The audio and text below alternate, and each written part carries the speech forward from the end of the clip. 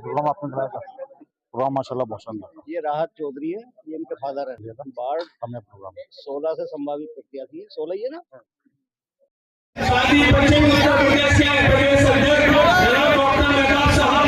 हमारे बीच में है, हम सभी लोग आप सबका तहे दिल से इस्तेमाल करते हैं, संबोधन करते हैं। मेरे दोस्तों, अपनी लेने में अपनी बात कर रहा था, आपने माहौल बहुत अच्छा बना दिया। मैं कह रहा था कि बैरिस्टर नसरुद्दीन ओवैसी के परचम को लेकर उनके खूबसूरत रूहानी चेहरे को सामने रखते हुए मैं ये बात कहना चाहता हूँ कि माना मेरा कमजोर निशाना भी नहीं है। और नंबर 2 कि वोट का सही इस्तेमाल करें। वोट वो चीज है, अगर हमने सही इस्तेमाल किया तो वोट एक वो कौम थी जिसको हम दलील अचूर कहते थे, लेकिन ये वोट वही चीज है जिसने उस प्रधानमंत्री को 4 बार मुख्यमंत्री बनने का काम किया। मेरे दोस्तों, बुजुर्गों, साथियों, हमको इस वोट की कीमत में से नहीं है। ये वोट वही है जिसमें हमने तो इस्तेमाल किया और इसी सूबे उत्तर प्रदेश के अंदर 4 बार मुख्यमंत्री मोहम्मद आकिब साहब को, जो हमारे जिला संयोग सचिव हैं, आए और अपनी बात रखते हैं। मोहम्मद आकिब, थोड़े से वक्त में लंबी बात बताने वाला हूँ आपको, सिर्फ 2 या 3 मिनट के लिए मेरी बात तवज्जो करें, ज्यादा लंबी। अब हम जितने अपने सभा में सीटें निर्धारित कर दी गई कि 21 सीटों के बाद सरकार का मतलब ये है कि आप ये न देखें कौन हार रहा है कौन जीत रहा है, अपनी पार्टी को जिताएं। जब तुम्हारे पास अगर 5 या 10 लोकसभा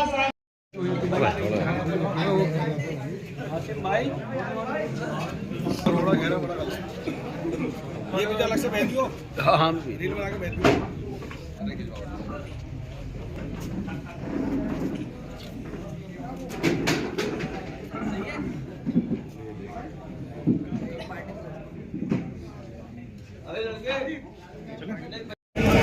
हम लोगों ने तमाम नाम निहाद सेकुलर पार्टियों को वोट किया, सपोर्ट किया।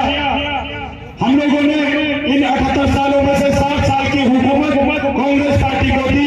कांग्रेस पार्टी के हाथ में हिंदुस्तान की सत्ता की चाबी देने का काम किया, लेकिन हमारी वोटों से हुकूमत में आने वाली कांग्रेस पार्टी ने हमारे साथ क्या किया, हम लोगों ने कभी ये नहीं सोचा।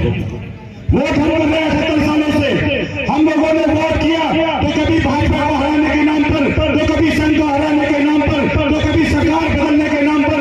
इन 78 सालों में हमने कभी वोट अपने आने वाले नस्लों के मुस्तकबिल के बारे में सोच के नहीं किया।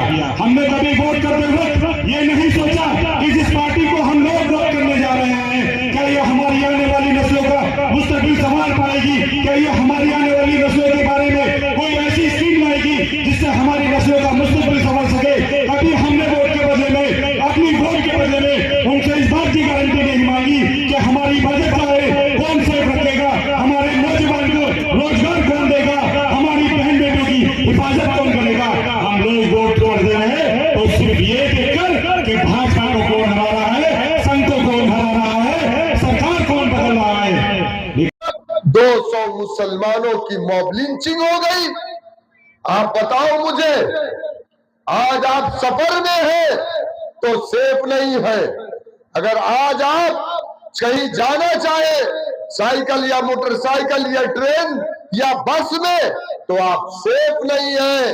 अभी तक तो हिंदू संगठन के लोग, उनके मर्द ऐसा करते थे, अब उनकी औरतें भी हमारी औरतों के साथ बदतमीजी करना शुरू कर दी।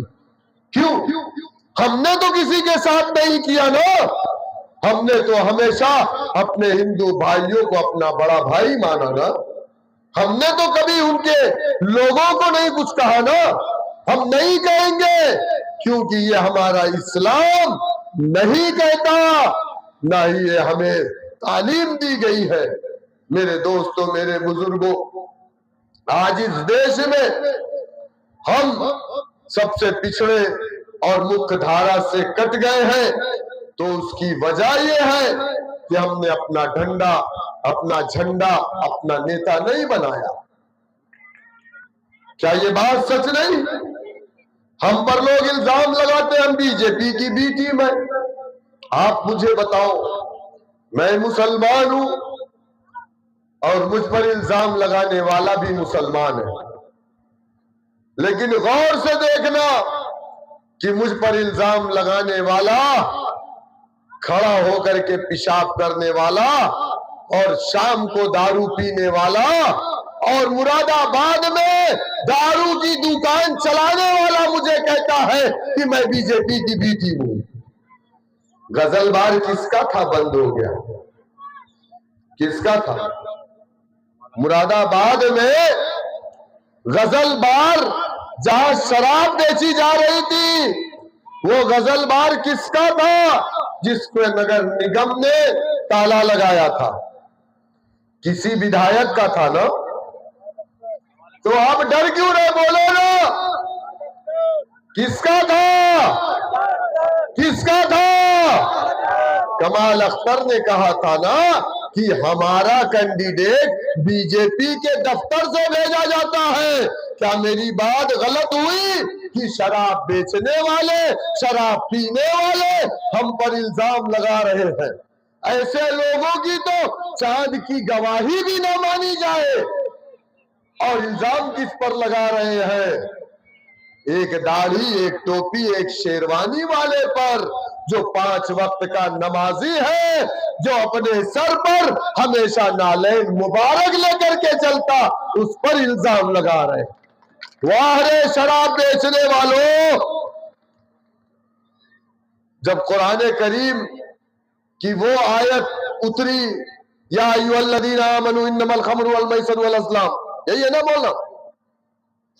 कहा है लोगों, अल्लाह के रसूल सल्लल्लाहु अलैहि वसल्लम ने हजरत अली को बुलाया और कहा कि हजरत अली, जाकर के मदीने की गलियों में ऐलान कर दो कि शराब हराम हो चुकी।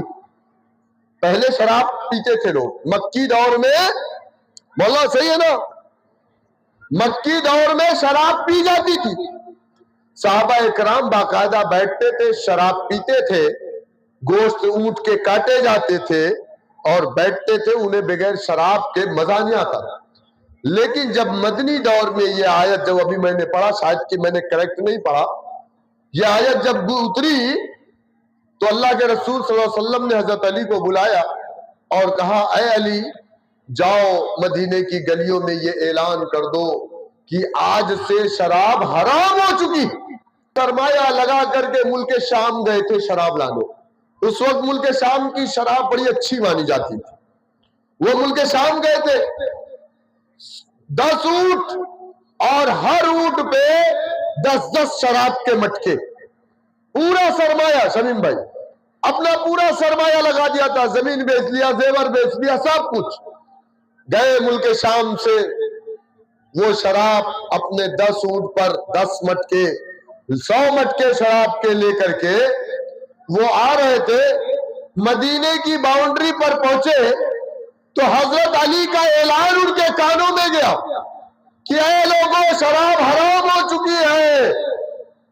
तो देखा कि मदीने की गलियों में शराब यूं बह रही है, ऐसा लगता था कि समुंदर कट करके मदीनों की गलियों में आ गया।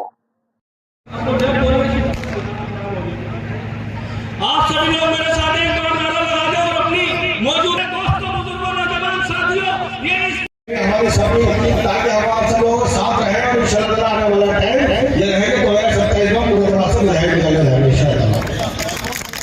और आने वाला टाइम जिसे भी विधानसभा का सिंबल मिल जाए, मेरी गुजारिश है आप लोगों से, उनको अपना भाई समझ कर लड़ा देना। ये मत देखना कि वो गरीब है, गरीब परिवार का है, ये मत सोचना मेरे साथियों।